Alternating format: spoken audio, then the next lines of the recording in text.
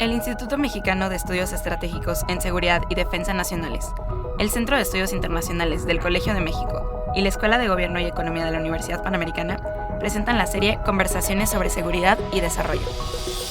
Muy buenos días, les saluda Celia Toro y nuevamente les doy la más cordial bienvenida a estas conversaciones que en esta segunda temporada organizan el Instituto Mexicano de Estudios Estratégicos en Seguridad y Defensa Nacionales, el IMESDEN, el Centro de Estudios Internacionales del Colegio de México y la Escuela de Gobierno y de Economía de la Universidad Panamericana, a quien agradecemos mucho que nos haya acogido para la grabación de esta segunda serie de podcasts. Saludo desde luego también a mi colega Omar García Luna del IMESDEN. Organizamos juntos, como ustedes saben, este podcast. Buenos días, Omar. Muy buenos días, Celia. Qué gusto saludarte.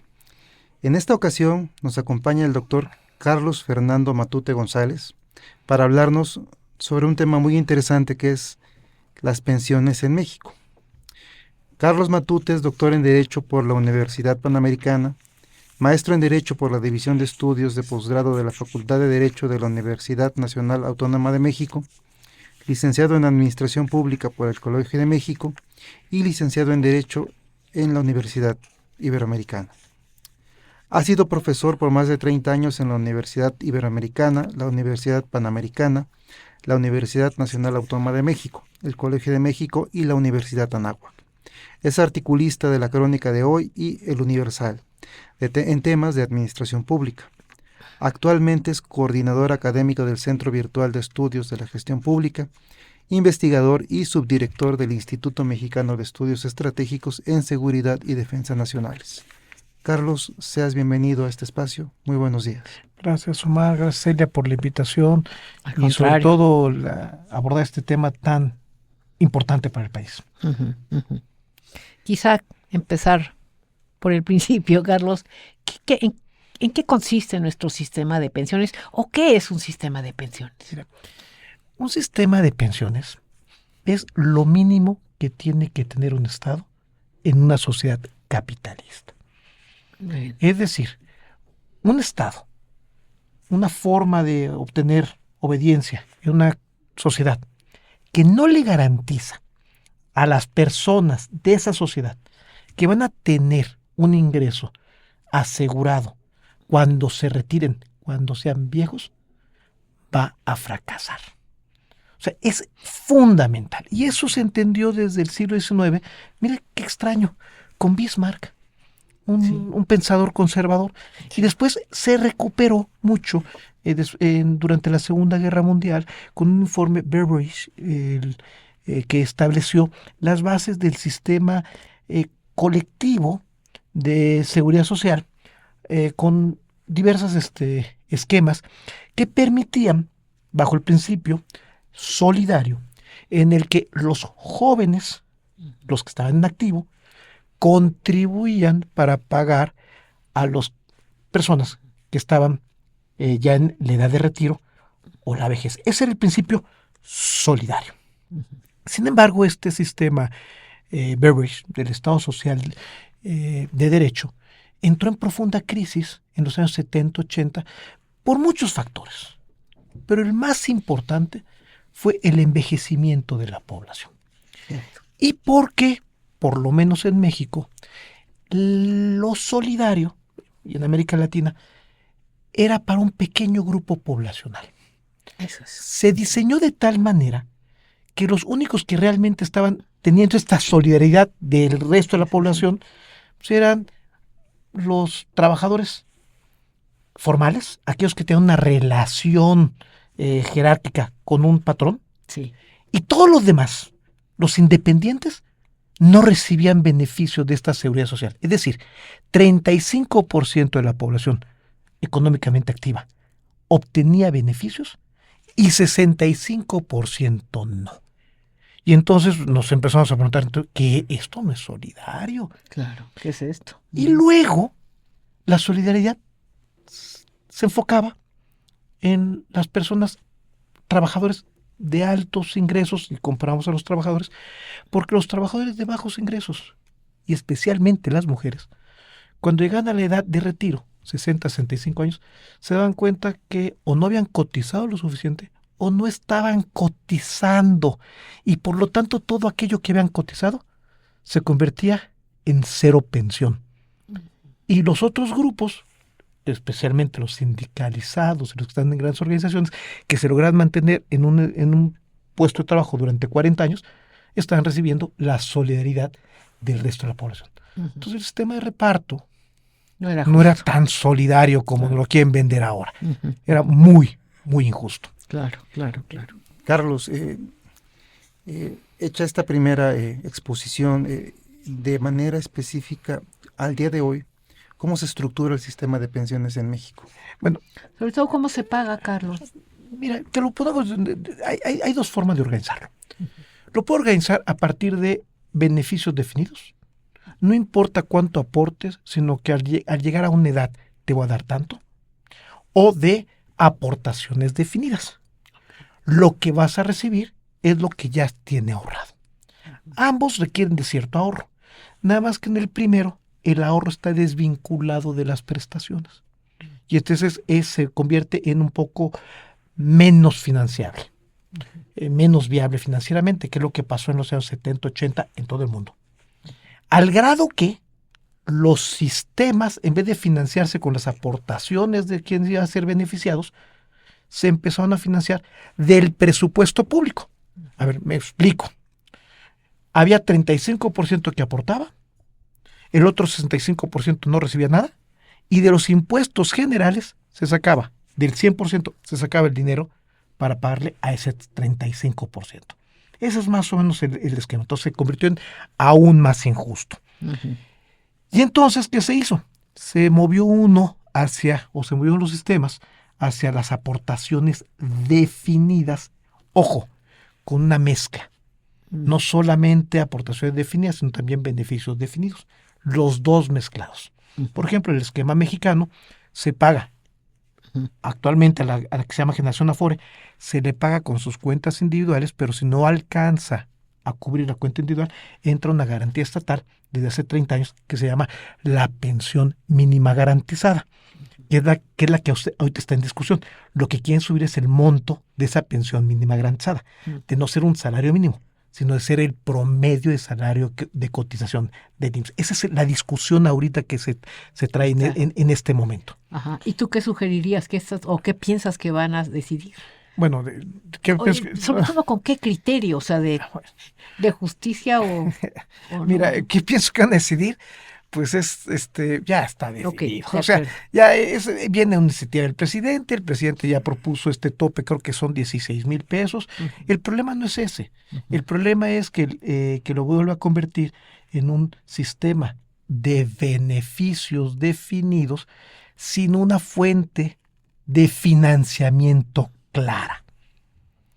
Y entonces aquí hay que ser muy cuidadosos. Si bien es cierto, es justo este principio de solidaridad de que los jóvenes le paguen a las personas de edad, este principio de solidaridad se rompe cuando por el cambio demográfico, por la situación de productividad del mercado laboral, por las cuestiones de estabilidad en el mercado laboral, estos jóvenes que están aportando para la generación de jubilados actuales no tendrán las condiciones financieras para ellos recibir la solidaridad de los que vienen atrás. Entonces, esta solidaridad de los jóvenes hacia las personas de edad puede ser engañosa si no le aseguro a los que están aportando ahorita que ellos también van a poder acceder al sistema. Claro, porque sí, definitivamente hay un problema generacional gravísimo, ¿no? Nosotros podemos confiar en que tendremos alguna pensión más o menos digna, pero nuestros hijos no. Yo tengo el cálculo a partir de algunas cifras del Centro de Investigación y Estudios Presupuestales, que lo que hemos visto en los últimos años de reforma al sistema de pensiones, la del 20 y la que se pretende la que ya se hizo hace unos 6 meses y la que se pretende llevar a la Constitución, beneficia a las personas de 45 años en adelante. Los más jóvenes nada más van a asumir más carga pensionaria sin ver beneficios algunos. Y aquí hay otro elemento fundamental. Cuando tú dices, ¿quién las paga? Pues acaba pagándole la salud y la educación, el medio ambiente. Me dicen, no, ¿en qué sentido? A ver, muy sencillo. Si en el presupuesto de egresos se está gastando cerca de 2 billones de pesos, es decir, el veintitantos por ciento del presupuesto total para el pago de pensiones, las contributivas y las no contributivas, Veintitantos por ciento. veintitantos por ciento, Enorme. eso significa que el gasto en salud, el gasto en educación, Se reduce por fuerza. no aumenta. Lo hemos mantenido en los últimos 12 años al 3% del Producto Interno Bruto. Y con ese gasto en salud, aunque nos prometan llegar a estándares de desempeño en salud de países nórdicos, no es posible, es un engaño. O sea, no se puede. Para poder tener niveles de educación y salud adecuados, no solamente hay que aumentar el gasto, ciertamente, pero sí hay que llevarlo por lo menos al 6%. Y después ahí, evidentemente, ver que ese 6% del Producto Interno Bruto se gaste bien. De acuerdo. Pero con el 3 no vamos a llegar muy lejos, en educación ni en salud. Eso es más o menos. Sí, es una muy buena respuesta a quien lo paga. Y luego afecta a la productividad. A ver, ¿cómo que afecta a la productividad? No hay incentivos para las personas que están en el, vamos a ponerle entre comillas, mercado informal. Entren al mercado formal. Me explico. El mercado formal son todos aquellos que tienen una relación con un patrón. Es el, llamémosle mercado formal sin ser del todo precisos. Sí. ¿No? Y hay otra gran cantidad de personas que contribuyen a este país, pero que son profesionistas independientes, comerciantes, y una serie de personas que en principio no son beneficiados de este sistema, sino hasta el final, en lo que se llama la pensión no contributiva. Es decir, la pensión que viene del presupuesto directamente. Porque la pensión contributiva es aquella que viene de las aportaciones que hizo alguien a un fondo colectivo o a una cuenta individual y que de ahí se pagan sus pensiones. Entonces, en la medida que yo no diseño un sistema contributivo adecuado, desincentivo que los que están fuera del sistema entren al sistema y lo fortalezcan financieramente. Y tampoco puedo utilizar el sistema de seguridad social, las pensiones, como estrategia para equilibrar el mercado, al mercado laboral. No, sino al contrario. El mercado laboral tiene que producir por sí mismo el ahorro suficiente para el consumo actual o el consumo futuro. Que eso es una pensión.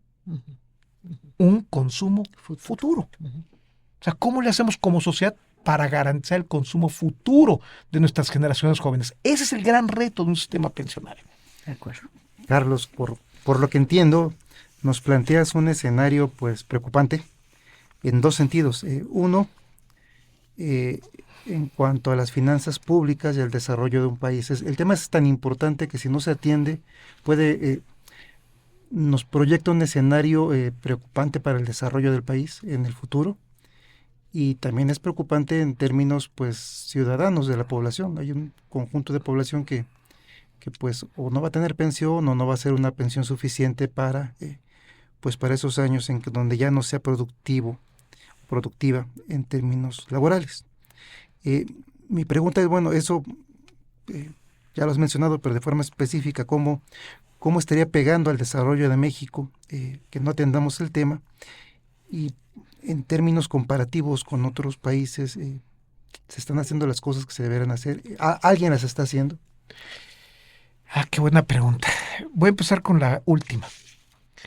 ¿Alguien las está haciendo? Es un tema tan profundo que involucra a por lo menos 2 generaciones, que la generación de los 45 a 50 años, que es la que toma las decisiones en cualquier parte del mundo, si no es que más grandes, en países como los europeos o Estados Unidos y Canadá, los que están tomando las decisiones tienen 60, 70 años, a ellos no les conviene modificar el esquema. no pueden hacer un desarrollo sostenible laboral con el esquema actual que tenemos. Fíjense lo que estoy comentando. No basta que garanticemos las pensiones de quien ahorita está pensionado. Hay que generar un esquema pensionario que les garanticemos pensiones a los que ahorita están contribuyendo al sistema pensionario. Y ojo, que se los garanticemos con salarios dignos. Porque si yo al momento en el mercado laboral una parte la dedico a los retirados, 30, 40%, y me quedo con el 60% para los en activo, entonces los estoy condenando a no tener salarios dignos durante sus juventudes y por lo tanto que no puedan hacer ahorros adecuados para generar pensiones. Entonces genera un círculo vicioso. Pero también hay derechos adquiridos y que no los puedo modificar. Entonces, o tendría que ser más creativo para modificarlos. ¿Qué está haciendo México? Hay dos visiones. La visión del político, que él gana votos dando, prometiendo, y si ustedes ven la reforma de pensiones de 20 y 24, pues solamente nos están previendo que el gasto va a aumentar en forma significativa. Va a representar, si no mal recuerdo las cifras, algo así como el 30% del presupuesto y estaremos cerca del 9-10% del Producto Interno Bruto en pago de pensiones. Es lo que nos están proponiendo ahorita. Pero sin embargo, vean ustedes la reforma, la parte técnica de la reforma que propuso Hacienda del Fondo de Pensiones para el Bienestar. Hay un pequeño truco ahí. Si bien está planteando el aumento del mínimo, de la pensión mínima garantizada, de ser un salario mínimo, a ser el promedio del salario del IMSS, del salario de cotización al IMSS, que es un aumento de la carga financiera y pago de pensiones, también le está diciendo a la generación Afore, a la que empezó a cotizar a partir del 97, que sus pensiones no van a poder ser superior a 16,000 pesos, siendo que nuestra generación tiene pensiones no topadas. Puede haber pensiones Pemex, IMSS, que pueden tener montos sustanciales de 80, 100 mil pesos. Esas no están topadas. En cambio, a la generación, lo que estamos aprobando es que la generación Afore no va a poder recibir vía presupuesto pensiones mayores a 16,000 pesos. Entonces, tiene su aspecto negativo en términos financieros, pero además tiene su aspecto positivo en términos financieros, porque ya le estamos diciendo a los actuales cotizantes pues, que su pensión no va a poder ser tan atractiva como la de la generación que vamos a llamarle de la transición, la generación previa, que somos las personas de más de 50 años o de 45, 50 años. Sí está siendo muy injusto y ojo, ¿cómo solucionarla? Muy complicado. Muy complicado. Pero la peor solución, creo yo, es que los 6 billones de pesos acumulados en cuentas individuales que sirven para darle estabilidad al sistema, se los quede el gobierno para pagar las pensiones de hoy o de los próximos 10 años. Sí. Entonces, en ese momento, el ahorro de los jóvenes que tienen esas cuentas individuales no los gastaríamos, me incluyo, quienes somos mayores de 50 años. Es una trampa muy que está ahí, que ya pasó en Argentina y que como las cuentas individuales no tienen la figura de solidarias, hay que eliminarlas para irnos a una solidaridad demasiado regresiva por lo que ya les he comentado. Sí, muy bien, muy claro, Carlos. Muchísimas gracias por esta charla tan interesante. Omar, si no tienes ninguna otra pregunta, bueno, no tenemos miles, pero... Claro, no, el tema realmente, tal como lo platica Carlos, pues se es uno consciente de la importancia y no siempre se tiene como que en el foco cuando se habla de políticas de desarrollo. Así y que es. si no se atienden pueden impactar no solo al presente, sino en el futuro. Así es. Bueno, terminamos entonces así Nada más otro episodio. Nada más para darles un dato Sí. de la injusticia del sistema de pensiones actual.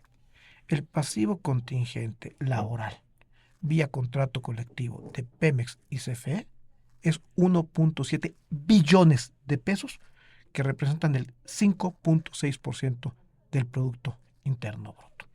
Enorme. Es decir, el sistema de pensiones está Es cargado mayor que el hacia los presupuesto trabajadores de de salud y Sí, claro, educación. por supuesto.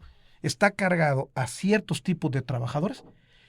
Y ojo, del 80% de las pensiones contributivas, el 20%, del 100% de pensiones contributivas, el 80% está en los trabajadores arriba de 3, 4 salarios. Y el 20% se concentra en los trabajadores de menos ingresos. De todos los pensionados, el 75% va a las contributivas y el 25% va a las no contributivas, estas que le hemos llamado las pensiones del bienestar. Las que vienen de Es decir, se ha aumentado afortunadamente significativamente el gasto en las no contributivas, pero no hay dinero que alcance con los procesos de cambio demográfico que estamos viviendo. Ok, bueno, pues tendremos que organizar otro episodio para ver qué vamos a hacer en 10 años. Terminamos así otro episodio de la serie Conversaciones sobre Seguridad y Desarrollo que organizan el IMESDEN, el Colegio de México y la Universidad Panamericana. Se despiden de ustedes Omar García Luna y Celia Toro. Muchísimas gracias, hasta pronto.